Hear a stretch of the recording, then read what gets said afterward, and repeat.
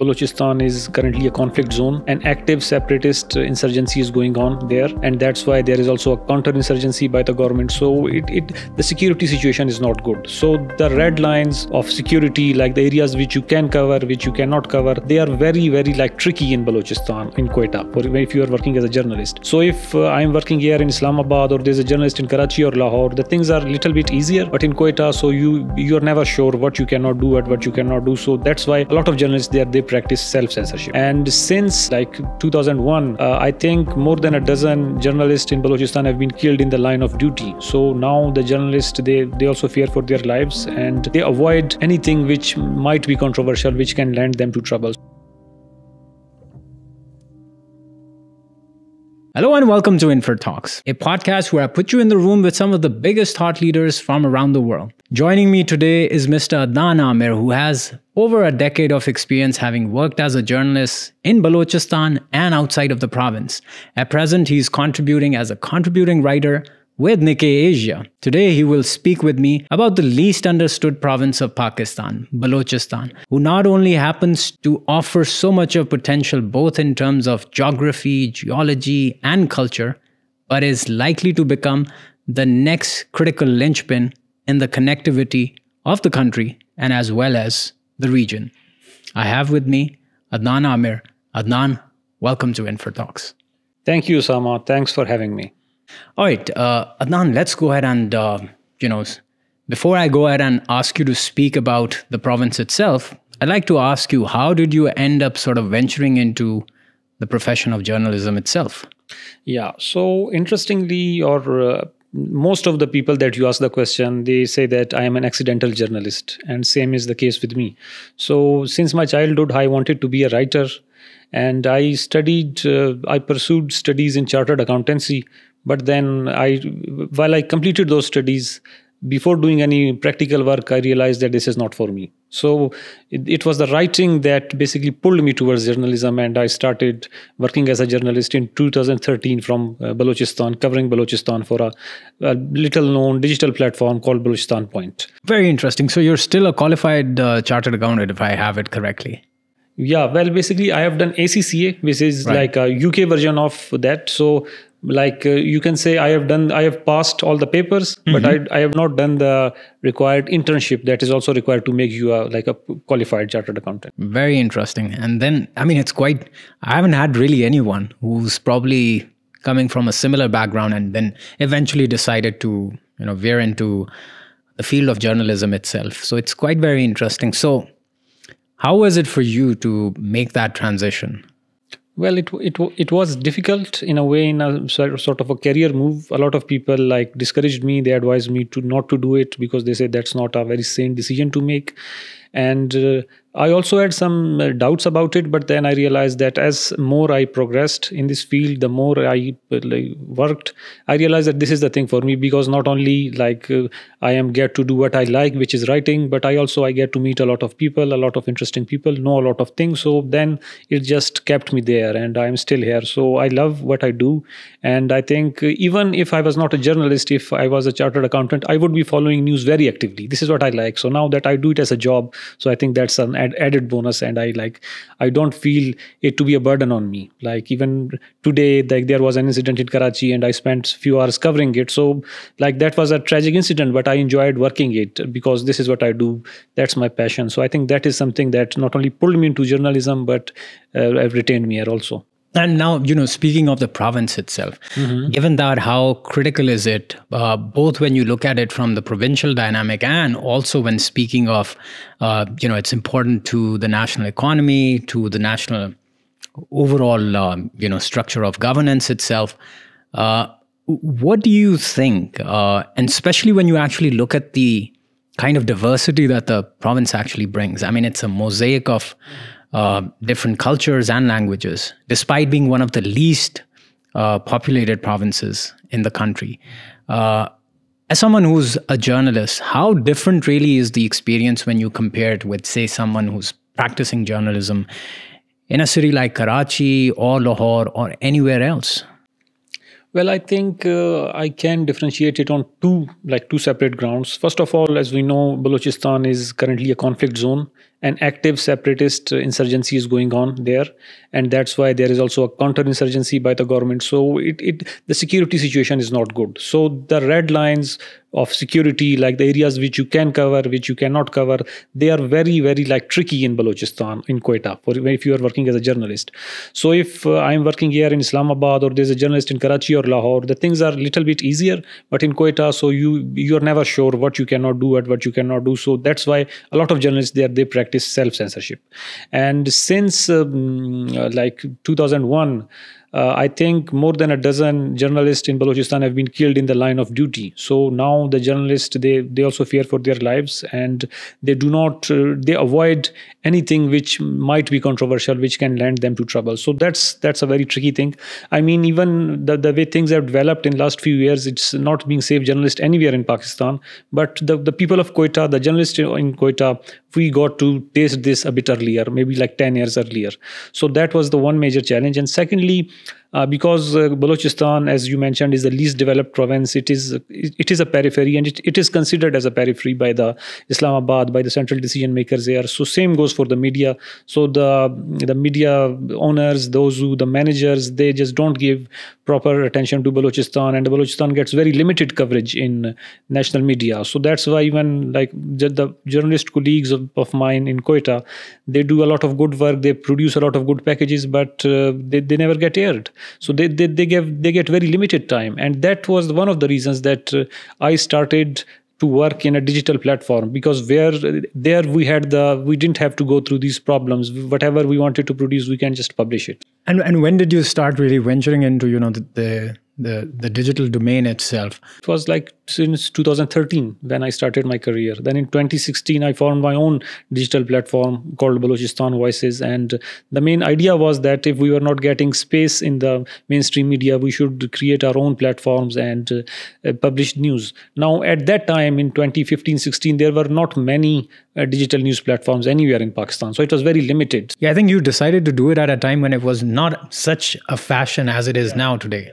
That's true, and that's why we were able to produce a lot of good stories, and we were able to disseminate them to a global audience. And even back then we had this problem of resources, so we were like small teams, and we mainly focused on text-based reporting, because producing videos or even like photos and things like this, that would require more time and more resources, so we could not do that. But in terms of finding information, processing it as a journalist, and then sharing it with the world, I think we were successful in doing it. And that was like the foundations of my journalistic career from Balochistan. And speaking of Balochistan itself, we've recently seen an onslaught of militancy within the province as well. And the province seems to be experiencing quite a relentless onslaught on that front, especially in the past months. Could you sort of help us understand and walk us through why is there a surge in militancy and this wave of terrorism right now over there? Yeah, I think that when it comes to the militancy in Balochistan, it's a very tricky subject, and there are multiple dimensions, multiple underlying factors that are at play. So if we talk about the Baloch separatist insurgency, it has been there since 2004-2005, so for almost 2 decades. So now we have this low-scale insurgency for almost 2 decades, and then there are brief periods when the number of attacks go up and then they go down, because these groups, sometimes they need time to regroup, or they are short of recruits, so they just go in hibernation. But when they have the resources, when they have the recruits, then they start increasing their attacks. So now I think we are at a period where these insurgent groups, they are getting many recruits, mostly because the people, the youth, they have resentment against the government, and the way the things are happening everywhere in Pakistan. So there is resentment, and the government institutions in different ways, they have like failed to address these issues. And if there's a youth, so that's why these youth, they are facing these problems, and these insurgent organizations are getting more recruits, which is unfortunate. But that's one of the reasons that now they have more resources, in terms of they have more human resources, and so they are able to carry out these attacks. Now I have twofold questions. Sure. Frankly, for someone who's not from the province itself, I wouldn't want anyone to sort of, look at this podcast and end up having a more generalized view of the province itself. And a lot of the times when people are either reading about the province or watching news about the province, very frankly, they end up having a more, I must say, quite a generalized understanding of the province. And my own responsibility would be to not sort of, leave that impression that, the entire province is sort of, plagued with the issue of militancy or insurgency. Help us understand, is it, taking place in the entire province, or are there only certain pockets within the province where it's, where we can sort of call them or label them as hotspots? How is it like? Yeah, well, again, Balochistan is huge in terms of land. It covers like 43% of the land area of Pakistan. So these incidents, they don't take place like everywhere, but they take place at enough places to affect the entire province. Let me put it this way. Like they take place in southern part, in the Makran division, in Gwadar, in Kalat, in Bolan, but also in Quetta. So if we just do a mathematical calculation, like what percent of area is affected, I think that would not be a very effective way of looking at the situation.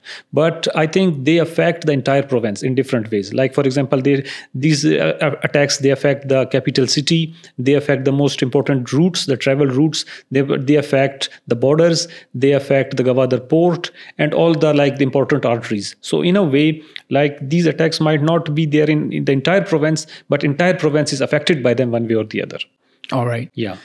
All right. And the other question that I really wanted to ask you, speaking about the impressions itself, you've said that there's no generalized impression that we should be taking away from it.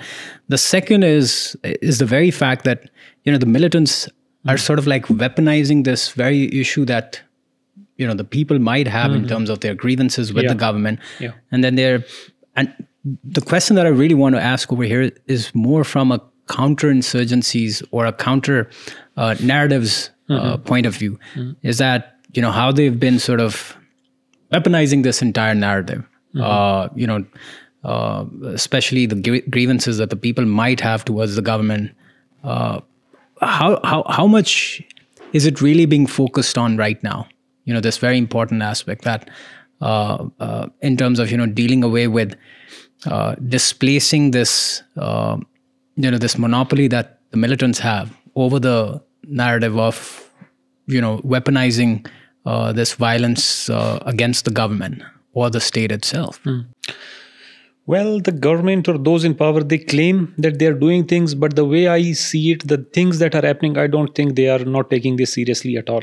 Because there is, as I mentioned, there is resentment among the people, and especially the youth in Balochistan, because, there are no jobs, there is no justice. There are other problems which are also in every other parts of Pakistan. But in Balochistan, as you correctly mentioned, that the insurgents, they are weaponizing this issue, and they are just trying to give a message to these young people that, there is no solution in remaining in the system, in going to the courts or contesting elections. So you just come, take the weapons and just fight the state. And when the youth, when they see the things, for instance, the elections, the way elections turned up, they were like one of the most controversial elections in the history, and especially in Balochistan.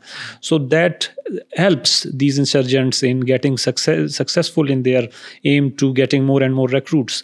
And I think the government is not doing much, but the new chief minister of Balochistan, Sarfaraz Bugti, I think yesterday or day before yesterday, he was addressing a program or something, and he said that we should establish a think tank which should comprise of nationalist leaders like Sardar Akhtar Mengal, Dr. Malik Baloch, and former Prime Minister Anwarullah Kakad, and together they should chalk out a strategy on how to resolve the Balochistan problem in next 20 years. So now that's a very good starting point, I must say. And if that is really established and a forum like that is empowered to take decisions, that can be a very good starting point. But as of now, I don't see that happening. So you're saying that there's not much headway towards that. And before I come to, what could be possible pathways of sort of, solving a complex militancy issue over there in the province, I really want to ask you to sort of, unpack for people who are actually, tuning in, listening to this conversation, that, how does the external element really influence this overall issue of militancy within the province? Could you sort of walk us through, because frankly, people who've actually been following this issue can actually see the province has been sort of, become a hotspot for proxy conflicts, particularly when we speak of our eastern neighbor, especially India. It has sort of used every opportunity possible that it could have to sort of make its own strategic ends meet by using the conflict or the issue of militancy within the province. Could you sort of like unpack that dynamic too? So there is no denying of the fact that there is foreign influence in Balochistan, or the foreign hostile countries or powers they are interfering in Balochistan. There is no doubt over it, and there are many like proofs or evidences, like the arrest of Kulbhushan Yadav. He was like a Indian Navy commander. He was arrested and he's still in Pakistan custody. So that's a very high proof that we have. And secondly, even these Baloch insurgent organizations, they have blamed one another that that other group is taking help from India. So we also know about that, and that's not a big secret. And also second goes for Iran. So now earlier this year there were these back and forth clashes between Pakistan and Iran, strikes between Iran and Pakistan. Yeah. The Pakistani government claimed to have struck the targets which were basically Baloch insurgents that were based in Iran. So Iran is also harboring these Baloch groups, and they are also into there's also interference in issues of Balochistan. And there are some other countries that our security people they say there are also some other friendly countries which are interfering in Balochistan who don't want Gwadar to be successful. And before the Taliban take over, the Afghan government was also hostile and they were also interfering in Balochistan.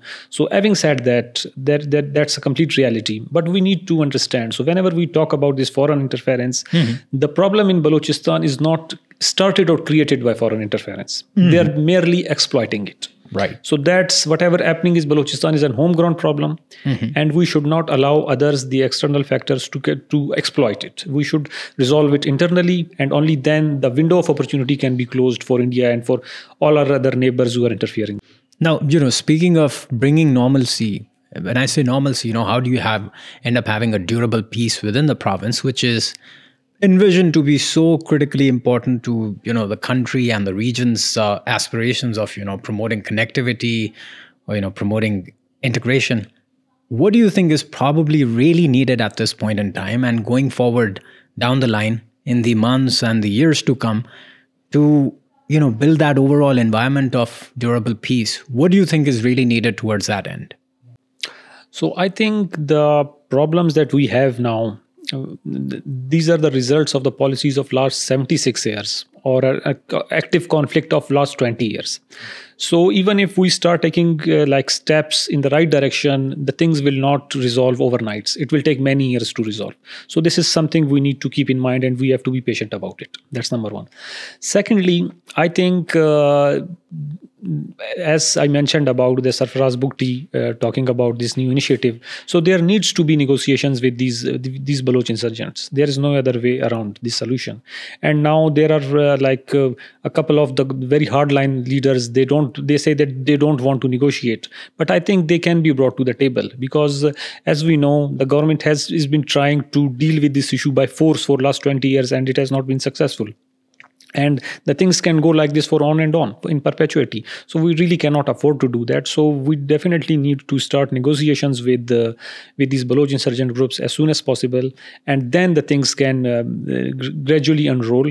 And then there needs to be confidence building measures on both sides. So for instance, the government can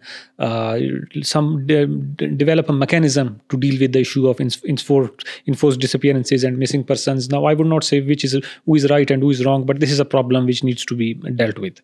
And secondly, at the same time, when the government starts this process, then there will be some confidence building measures required on the part of the insurgents, that they have to stop attacks at some places. If they are having somebody in custody, they should release them, things like this. So it can be a gradual process. So once these kinetic actions are there is a cessation of hostilities, then there can be negotiations on power sharing, on compensation, or for example, if these insurgent groups, they have committed a lot of acts of violence, a lot of people have been killed in them. So then there can be what can be the compensation that they are to pay, and what will be the compensation for the government. So it is going to be a long process, but that the most critical thing is taking the very first step. And that has to be taken by the government of Pakistan. They need to do it. Yeah, it's a very tricky debate, in terms of getting different actors to do what they should be doing, etc.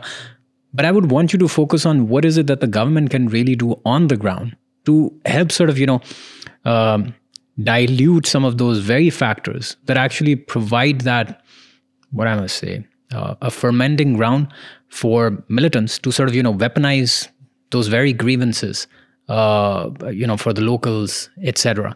How do you think, and what can be done to overcome certain grievances that actually exist on the ground? What is it that the government should start off with? Like, you could say, these are the 5 to 6 things, or probably 10 things that the government should start with.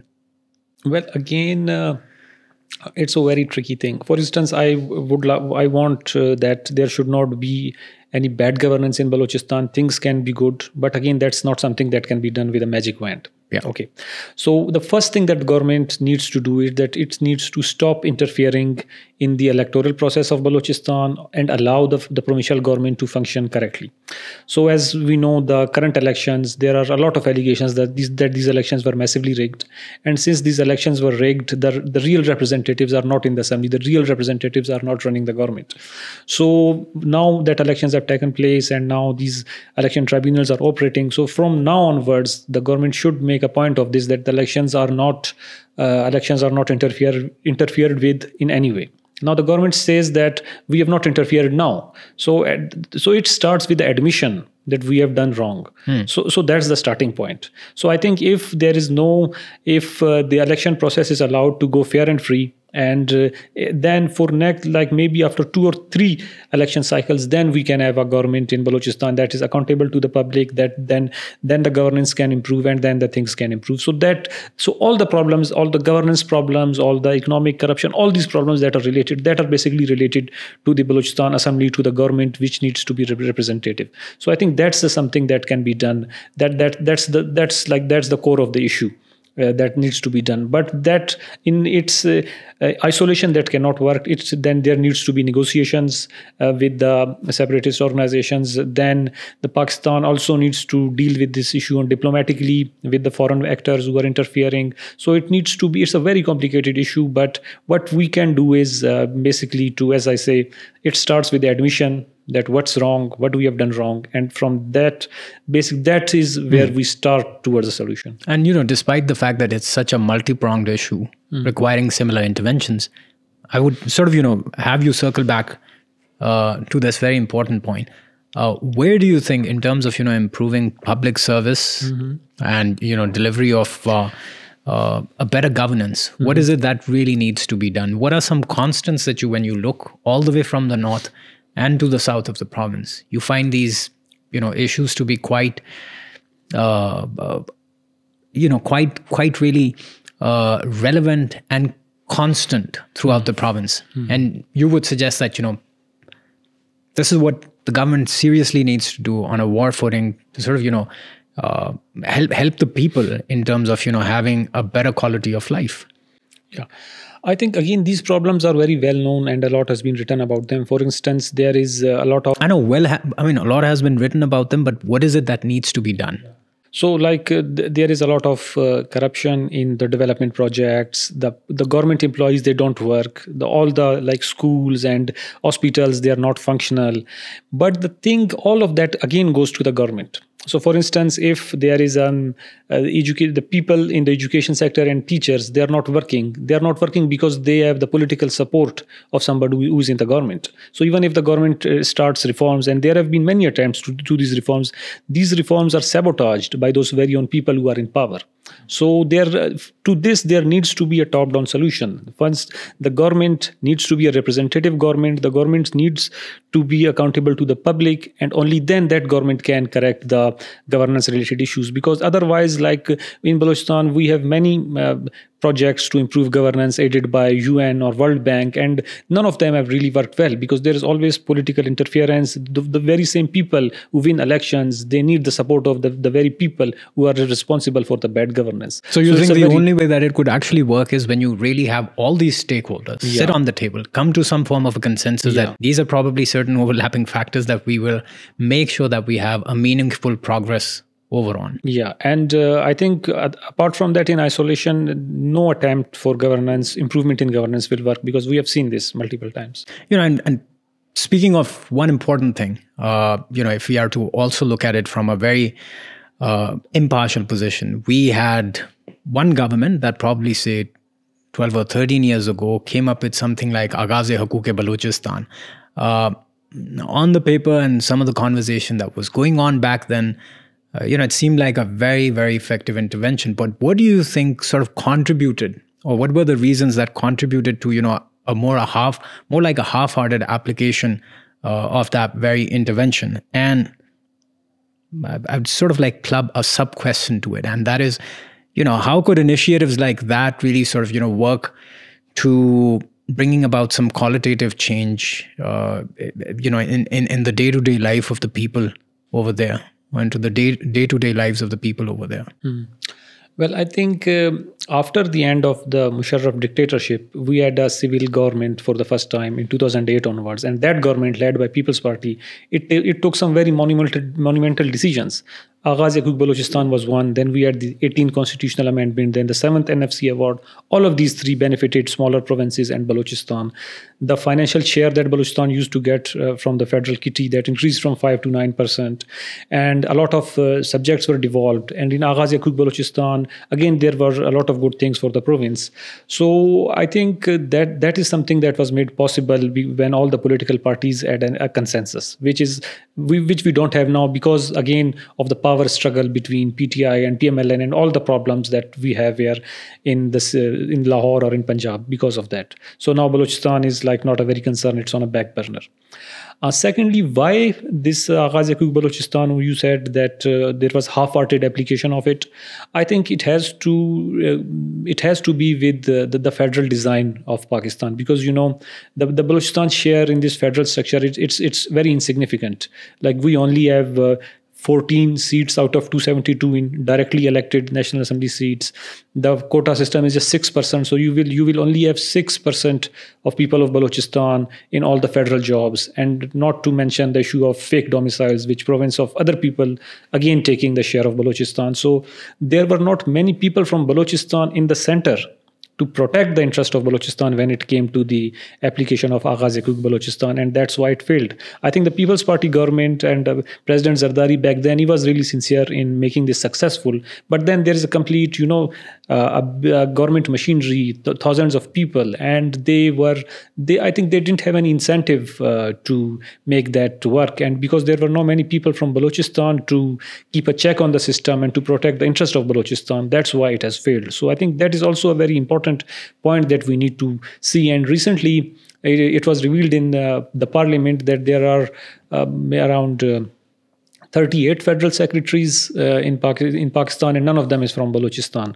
So you can say that, the federal secretary is like the top, is the boss of our federal department, and there is not one from Balochistan. So this speaks volumes of how Balochistan is left out in the federal structure. So whenever the politicians, whenever even they try to do something good for Balochistan, it's the second layer of bureaucracy. If there are not people from Balochistan here, then I think the chances of success of that, they become bleak. Now, Adnan, I would like you to take a step back before I come to another question and speak about connectivity and other issues. I want you to go ahead and sort of, speak to our audience in a way that sort of informs them about not certain interesting facts, but least appreciated or understood facts about the province itself. So could you tell us a bit about the province in a more generic terms? Well, I think it's really tough to answer it, because a lot has been said, and we know that Balochistan is very rich province. It has a lot of natural resources. It is very thinly populated. It has got problems of its own. And now, first, because of lack of media coverage, not much was known. But now, thanks to social media and with the advent of digital media, almost everything about Balochistan that is to be there is known in one way or the other. So now there are not any big secrets anymore. Right. And so, speaking of, the province being thinly populated, how does that sort of, contribute to the way that, governance is actually carried out?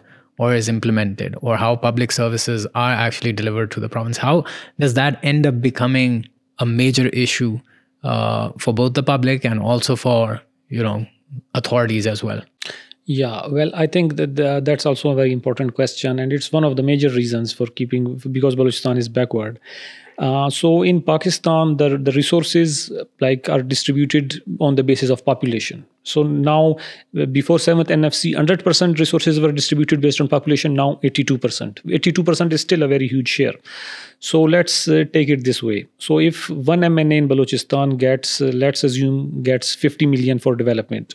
So here in Islamabad, we have 3 MNAs, and they can spend these on development of schools, colleges, hospitals. So just divide Islamabad in 3 areas, and you can see how things go. But in Balochistan, so we have the largest National Assembly constituency is called Rakhshan Division, and the size of that division is equal to entire Khyber Pakhtunkhwa province. Or South Korea. Or South Korea as a country. So for that, we will have just one MNA and the same 50 million rupees. So now can you imagine that how much and how that can be spent? Even if one politician has to contest elections, it becomes so hard for him or her to travel to all these places for campaigning. So that's why the resources, they are further very thinly spread. And because they're very thinly spread, they don't end up making any progress. And then there are also connectivity issues. I'm sure you will come to that. But there are also connectivity issues, because then there are a lot of very little population settlements at different places, and a lot of roads have to be built. And it's very tricky, because developing an area like that Balochistan, and there have been some proposals by some people here in Islamabad, not very wise. They say that the people in peripheral regions of Balochistan who are living in small settlements, they should be moved to bigger cities, and we should develop bigger cities. But that's not going to work, because where people are living there for generations, where they have their own land, and whatever they are living, they will not just leave everything and go and just live in a little flat that government has provided them. So that's a non-starter. So development has to be taken to the indigenous area where they are living. So yeah, this is a very complicated issue, and the thinly population further complicates the matter. And when you speak of being thinly populated, and and the question of the connectivity itself, what you're trying to say is that while you have the main arteries of the national highways itself, but when you have to connect them with, say, extended, different townships, or probably, different pockets of population itself, it becomes nearly impossible to cover the entire landmass. Yeah, and even those main arteries, they are in a very poor shape. Mm-hmm. So first we need to build these main arteries. Right. Yeah. So in Balochistan, there is not a single dual carriageway, as you can say, there's a divider between road and there are lanes on this side. No, there's not a single one. So the connectivity is really poor. And the connectivity of Balochistan, I think firstly it needs 2 main motorways. There are motorways in all other provinces except Balochistan. And what areas would those need to sort of connect? Yeah, I'm coming to that. Yeah. So first can be connecting Quetta to Karachi. So we already have a highway which is called a killer highway, because thousands of people die there every year in road accidents because it's a very narrow highway, and whenever because of slow moving traffic, some of the drivers, they just overtake, and there's add-on collisions with traffic coming from the other side. So first this highway needs to be upgraded to a motorway. And this highway runs through exactly from where to where? Yeah, so from Karachi to Hub to Hosdar, Kalat to Quetta. So there is already a highway, and the government has already approved dualization of this highway. But that project is going nowhere. It will take decades to complete. So what Balochistan requires is, as this motorway, Lahore to Islamabad motorway, when Mian Nawaz Sharif was prime minister, he just built it in few years. So the same thing can be done in Balochistan. So we need a motorway first, which connects Karachi to Quetta, and second, which connects Quetta to Islamabad. So now we already have this the so-called CPAC route motorway which starts from Akla and then ends up at DI Khan. So from DI Khan we need another a proper motorway which another extension connecting Quetta with DI Khan. With DI Khan, yeah. So if we have these 2 motorways, if the connectivity is improved, then that will solve a lot of problems of Balochistan. And then this from Quetta, then again this road can be extended to Afghanistan border, then to Kandahar, and again then we need another route. We already have this Quetta to Taftan to Iran route, but that also needs to be upgraded if we just want to use it for commerce with Iran at international level. And we also have a railway connection with Iran, which passed through Quetta to Iran, but that's again in poor shape. And the government, a few years back, they started this project of Islamabad, Tehran, and Istanbul railway line, which had to go through Quetta and this, but that particular track, that's in very poor condition, and that's not conducive for large scale railway travel. So that also needs to be upgraded. But again, the situation of railway in entire country, it's not very good, and it will require a lot of investment. So, but again, I will also mention that these are just what I mentioned about these motorways. These are our wish list. We want this to be happen, but we know that there is a resource constraint, and the country is in it was on the verge of economic default last year. So we don't have the required money. So how the money will come? So one of the wasted opportunities was CPEC, the China-Pakistan Economic Corridor, and as you know, that the Karachi-Lahore motorway or parts of it were financed through CPEC funding. So if the same would have been diverted to Balochistan at that time, we would be having better highways, a better connectivity in Balochistan through the Chinese money, through CPEC, but that was not done. Again, why? Because the people at the center of power in Islamabad, they don't represent Balochistan, they don't care about Balochistan, and there is nobody from Balochistan in a position of power who can contest for or who can protect the Balochistan right. But don't you think, something like these could also eventually end up benefiting a connectivity project like China-Pakistan Economic Corridor? Now, while you certainly say this, from what I have also, having worked in think tank and, having followed conversations and commentary that has actually come on CPEC itself, is that, I think in the early years, the Chinese were also interested in encouraging Pakistan to build its own eastern routes first, to sort of, capitalize upon them, to make sure that, a good amount of revenue could be generated down the line, after Pakistan has sort of improved upon its infrastructure. And later in the years when, it has sort of built upon economic gains, it could sort of direct those or redirect those resources in terms of, helping build its own western route. Now, again, I think it's a matter of time when that does come about, but I think you've made some very solid suggestion in terms of, how the province can be sort of, well connected with the country as well, and with also the region. And I would also like to add to this. I don't think that is like I've also covered CPEC since its inception. I don't think that's really correct, because initially what I know, China wanted Pakistan to build its western route because that was the shorter thing to have, and it was again the PMLN government which said no, we will just use the eastern route because it would benefit their center of power, which is Punjab. So again, the Chinese, and in principle they were right, like they wanted, even if they said that we should build the eastern route, but for Pakistan's interest, the eastern route's connectivity were relatively better. So we need to invest the same money in the western route where the connectivity was not good. So that was a good decision. That was a decision that should be taken from our perspective. But but I still think, that there's still some bit of disagreement, because I think the Chinese were sort of, coming forward with their own experience that they've had of development in China itself, where you've seen them, go forward with this idea that it's sort of good to go ahead with, double down on areas in terms of, development where they're already more functional in terms of providing a meaningful economic output. And once when you've sort of generated a good dividend from those places, you can always redirect them to places that are relatively less developed. Regardless of, which side of the argument that we stand on, I think it goes without saying that it's extremely critical that a province like Balochistan, which is factored in such an important way in the overall mosaic of development, connectivity, or integration, it's all the more important. I think the two areas that you've identified should have, some breakthrough or, some follow through on them. Now, let me speak about,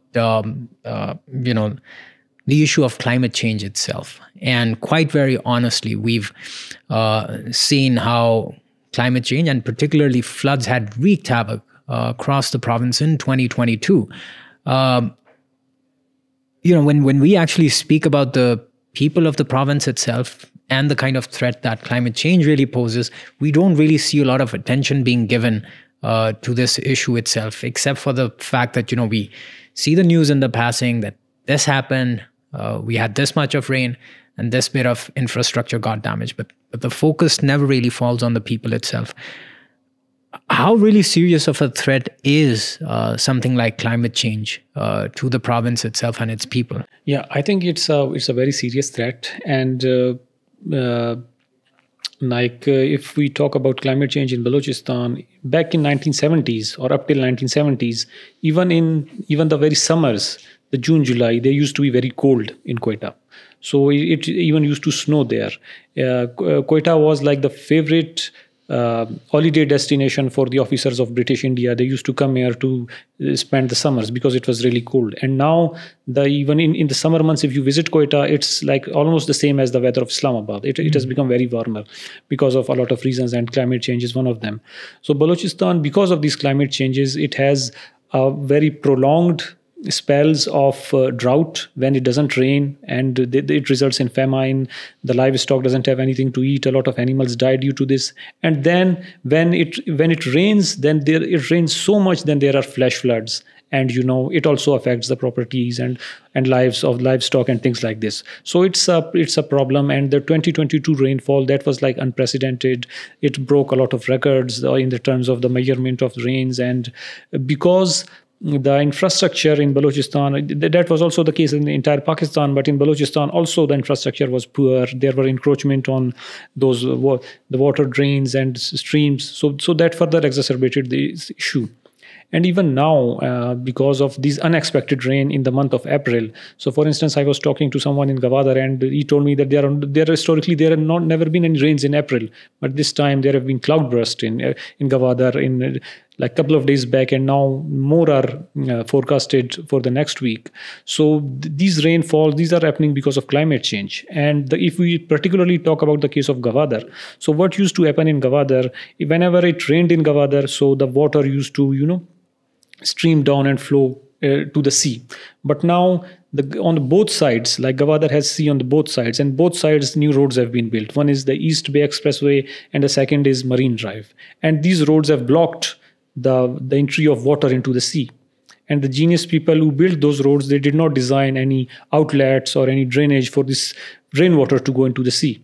So that is the reason, because the entire rainwater, it cannot go into sea. So it again comes back to the population, to the old city, which is already in a very bad shape. Like I've visited it, I've been there for reporting, and these are these people who are suffering because of it. So climate change is reality. And secondly, the governance problems and, the way the poor planning of these things, these are further exacerbating these issues in Balochistan in general and Gwadar in particular. So what do you think can really be done to have a more empathetic, a people-centric approach to overcome this issue of climate change and the kind of climate-induced disasters that actually come forward with it?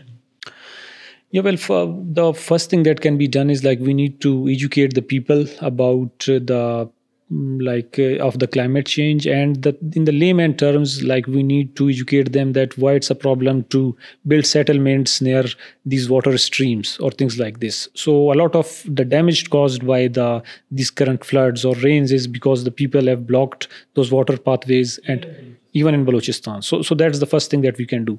And secondly, there is also this question of so the infrastructure should be climate resilient. The roads, the houses, whenever they are planned for the future, they should be built in a way that they are climate resilient. But again, going back to our point, that can only happen if we have a government in Balochistan which is like free from political pressure. Because currently, even if there is an additional funding for this climate resilient infrastructure, it will go down the drain, figuratively in terms of corruption. So I think as of now, it will not be any benefit. So that's why even all these issues, I think they have the same solution, that the government needs to be representative, and only then it can help resolve the issues, including climate.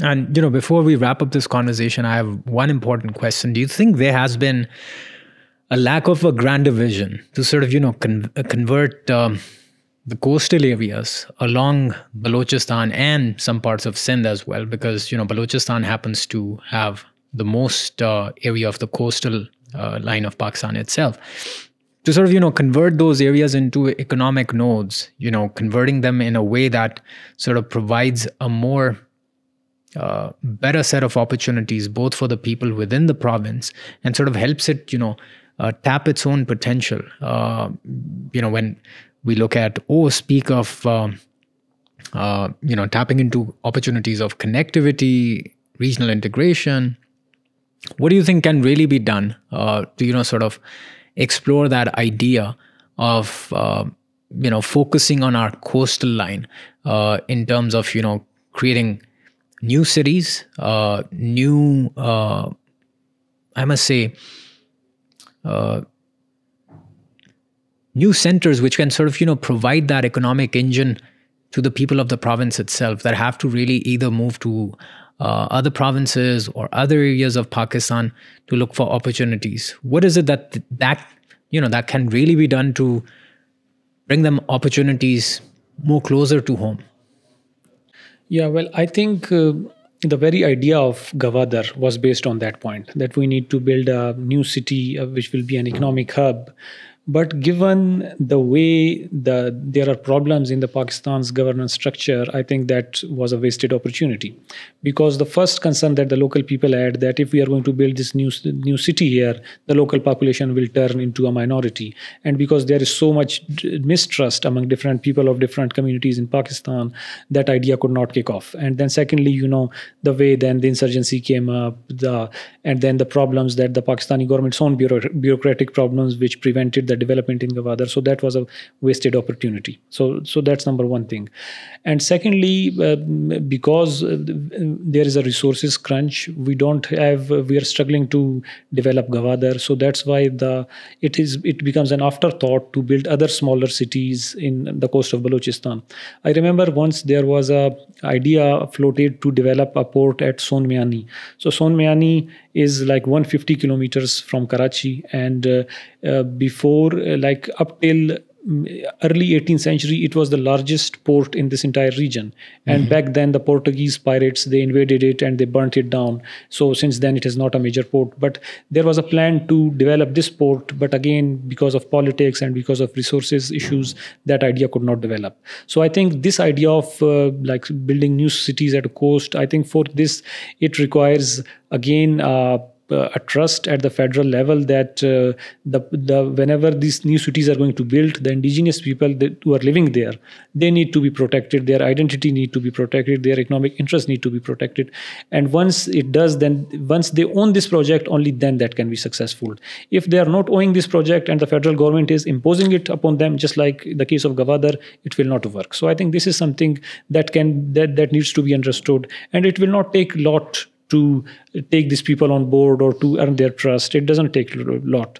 But this is what the people at the helm of power are not understanding. Well, Adnan, you yourself are from the province. If we are to, imagine an alternate reality, what cities would you think could really be focused on that, sort of have those basic ingredients and can serve as, the nodes that we are speaking about? Yeah, I think if at coast, the focus has to be in Gwadar because a lot has already been spent there. But the major problem is that if Gwadar is going to really kick off, then millions of people will come and settle and the local population will turn into a minority. So this issue needs to be dealt with, that those who are coming to settle, they should not be like given the right to vote for next 20 to 30 years. We have example like this in other parts of the world. So same thing can be replicated here. And the second thing is that the Quetta, the capital of the Balochistan, I think it is the only urban center in the province. And that's why around 25% of entire population of Balochistan lives in Quetta. So there's a lot of pressure on the city. So we also need to develop the divisional headquarters of all the 8 divisions in Balochistan. So once we do it, then there will be less pressure of Quetta, and then these governance issues that can be resolved to some extent.